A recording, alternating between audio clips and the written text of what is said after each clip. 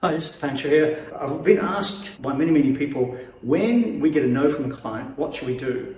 Well, one of the key things that's really important, especially in our training session on the science of reducing resistance, is actually understanding that if you ask another question that generates another no, the no's actually can become bigger in the mind's client, even though it may not be a big deal.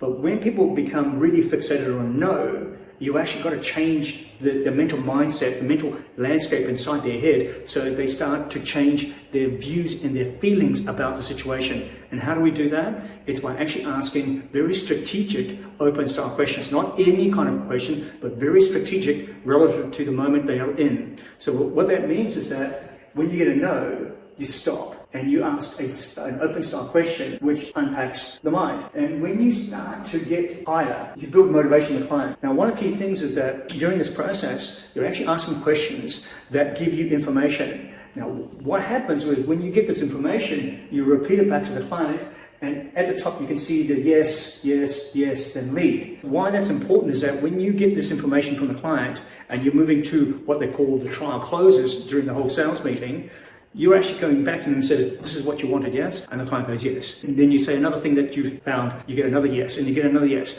And then you can go to, well, if this works for you, why don't we move this deal forward? Why don't we get the deposit off you? We're asking a leading question. So leading and pacing questions are really very important for you to understand when to use them, when not to use them. So hopefully this is a tip that you actually understand that we are creating desire in the client. Desire is not only created by asking and confirming important facts, but these important facts are important for the client to hear as well. Hopefully this is a tip that you can use. Good luck.